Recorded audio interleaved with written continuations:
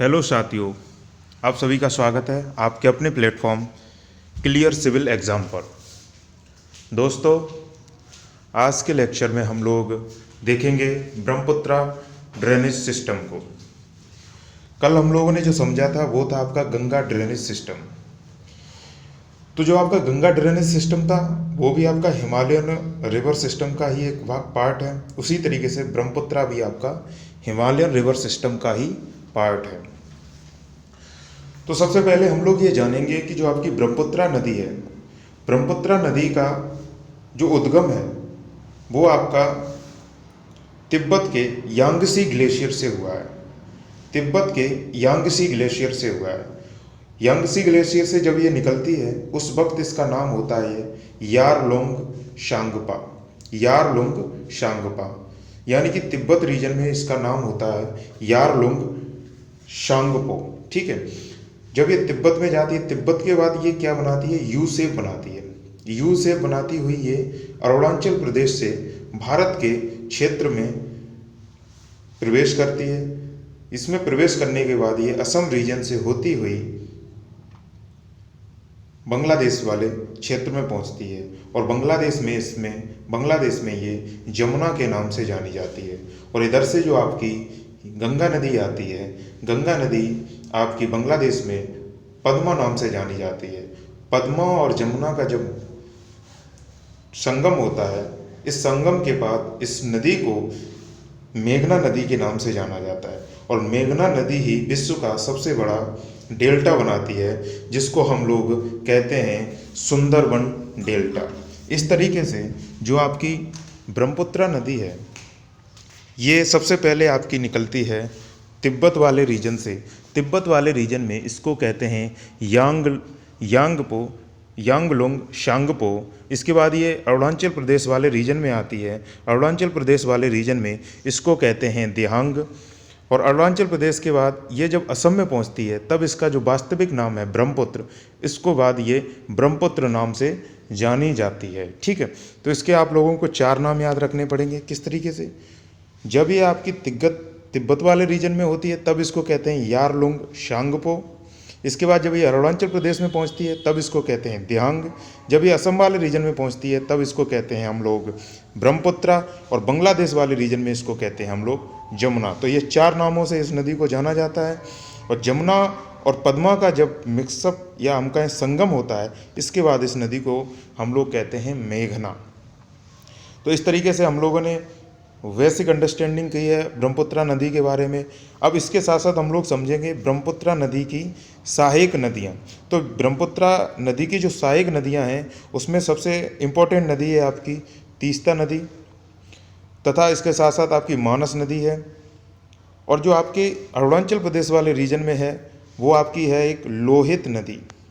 तो ये 3 नदियाँ बहुत ही इम्पोर्टेंट सहायक नदी हैं। इसके साथ साथ आपकी है एक सुबनसिरी, तो इसको भी याद रखना। तो आपकी तीस्ता, लोहित, सुबनसिरी तथा मानस आपकी इसकी सहायक नदियां हैं। ठीक है, अगर इसकी टोटल लेंथ पूछी जाए तो इसकी जो टोटल लेंथ है वो है आपकी 3880 किलोमीटर इसकी टोटल लेंथ है। अगर आपसे ये पूछा जाए इसकी इंडिया में टोटल लेंथ कितनी है, तो इसकी इंडिया में आपकी अबाउट 900 किलोमीटर लेंथ है। ठीक है, तो इसकी अबाउट 900 किलोमीटर ये इंडिया में बहती है। अगर टोटल पूछा जाए तो 3880 किलोमीटर है। ठीक है, अगर आप इसके साथ साथ इसके एक फैक्ट है जो आपको सबसे ज़्यादा इम्पोर्टेंट फैक्ट हम कहूँ तो इसका है कि विश्व का नदी पर विकसित सबसे बड़ा जो आइलैंड है वो आपका ब्रह्मपुत्र नदी पे है। इसको हम लोग मजूली द्वीप के नाम से जानते हैं। किससे जानते हैं? मजूली द्वीप के नाम से जानते हैं, जो असम वाले रीजन में है। विश्व का सबसे बड़ा नदी द्वीप है ये, इसको हम लोग क्या कहेंगे? मजूली द्वीप। तो इस तरीके से हम लोगों ने बेसिक अंडरस्टैंडिंग देखी। सबसे पहले क्या जाना हम लोगों ने, इसकी जो उद्गम क्षेत्र है इसको हम लोग कहते हैं यांगसी ग्लेशियर। इसके बाद ये तिब्बत वाले रीजन में यारलुंग शांगपो के नाम से जानी जाती है। फिर अरुणाचल प्रदेश में इसको दिहांग कहते हैं, असम वाले रीजन में इसको ब्रह्मपुत्रा और बांग्लादेश वाले रीजन में इसको जमुना कहते हैं। ठीक है, तो ये फैक्ट याद रखना आप लोग। अब हम लोग इसके साथ साथ क्वेश्चन देंगे कि तो आपका और क्लियरिटी हो जाएगी कि किस तरीके से इससे क्वेश्चन पूछे गए हैं। ठीक है, तो आपका जो सबसे पहला क्वेश्चन है, क्वेश्चन नंबर 1 है, the Brahmaputra, Irrawaddy and Mekong river originate in Tibet, narrow and flow in parallel mountains ranges in their upper reaches of these rivers. Brahmaputra makes U turn in its course to flow into India, this U turn is due to. उसका कहने का मतलब है कि जो आपकी ब्रह्मपुत्रा है, इरावदी है और मेकोंग रिवर है, ये सब तिब्बत के वाले रीजन से ही निकलती है। लेकिन जो आपकी ब्रह्मपुत्रा नदी है क्या करती है, यू टर्न लेकर के ये इंडिया वाले रीजन में चली जाती है। लेकिन जो आपकी इरावदी है ये म्यांमार होती हुई आपकी इधर मलेशिया इधर वाले रीजन में चली जाती है, नॉर्थ वो साउथ ईस्टर्न वाले रीजन में। ठीक है, और आपकी जो इरावदी मेकोंग है ये भी आपकी म्यांमार, वियतनाम, कंबोडिया इन देशों से होती हुई साउथ चाइना सी में चली जाती है। लेकिन ये नदियाँ सीधी बहती हुई चली जाती है, लेकिन आपकी जो ब्रह्मपुत्रा है ये यू टर्न क्यों लेती है? तो इसके पीछे रीजन है, इसमें ऑप्शन देखो क्या है। सबसे पहला uplift of folded Himalayan ranges, दूसरा आपका है syntaxial bending of geological young Himalayan, तीसरा आपका geotectonic disturbance in the territory folded mountains, तीसरा डी ऑप्शन है बोथ एंड वी राइट। देखो इसमें अपलिफ्टमेंट फोल्डेड, तो इसमें फोल्डेड तो है, लेकिन फोल्डेड का मतलब ये नहीं कि ये यू शेप करवा दें।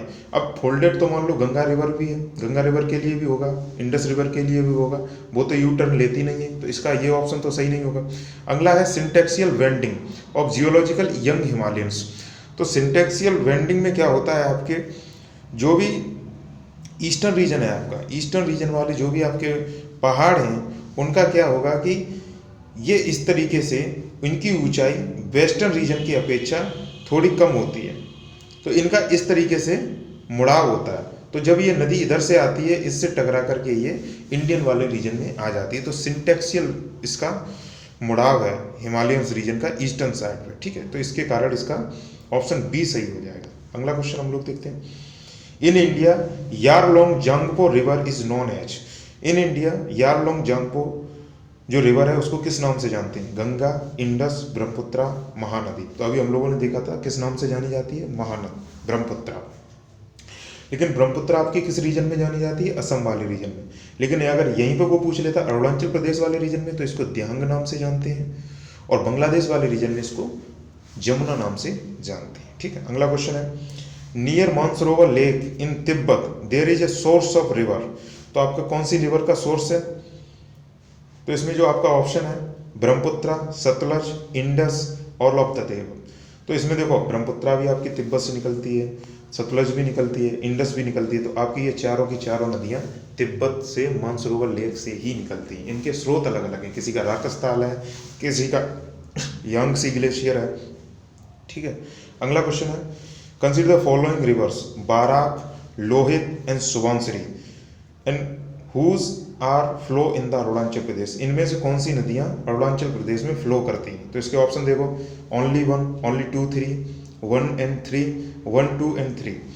तो इसमें आपकी जो बारक नदी है, बारक नदी आपकी है मणिपुर की, तो ये आपकी अरुणाचल प्रदेश में नहीं बहती है, तो इसमें आंसर आपका सही हो जाएगा सुबनसिरी तथा लोहित, यानी कि ऑप्शन बी आपका सही है। ठीक है, अगला क्वेश्चन है, Manas is the tributary of river. Manas किस नदी की ट्रिब्यूटरी है? ठीक है, तो मानस देखो ऑप्शन के हिसाब से देखते हैं, गोदावरी, महानदी, कृष्णा, ब्रह्मपुत्रा। तो यहाँ पर हम लोग ब्रह्मपुत्रा के बारे में समझ रहे हैं, तो ऑटोमेटिक यह आंसर आपका ब्रह्मपुत्रा होगा। लेकिन आपको मानस के साथ साथ इसकी और भी जो ट्रिब्यूटरी हैं, जिसमें आपकी तीस्ता है, जिसमें आपकी लोहित है, सुबनसिरी है, इसको भी हम लोग याद करते हुए चलेंगे। अगला क्वेश्चन है, in Tibet Brahmaputra river is known as. Brahmaputra में किस नाम से ब्रह्मपुत्रा को जाना जाता है तिब्बत रीजन में? तो इसका नाम क्या होता है आपका? सांगपो, शांगपो। तो तिब्बत वाले रीजन में इसको सांगपो कहते हैं, यारलोंग शांगपो। ठीक है, अगला क्वेश्चन है, the catchment area of river Brahmaputra is. तो कैचमेंट एरिया का मतलब होता है कि कौन कौन से रीजन से इसका बहाव क्षेत्र है। तो इसमें ऑप्शन देखो, तिब्बत, बांग्लादेश, इंडिया, ये भी सही है। अगला है इंडिया, चाइना, बांग्लादेश, तिब्बत। अगला ऑप्शन है इंडिया, पाकिस्तान, बांग्लादेश, सिक्किम, बांग्लादेश, वेस्ट बंगाल, भूटान, नेपाल। अब यहाँ पे आप कंफ्यूज हो जाओगे, Tibet, Bangladesh, India, India, China, Bangladesh, Tibet.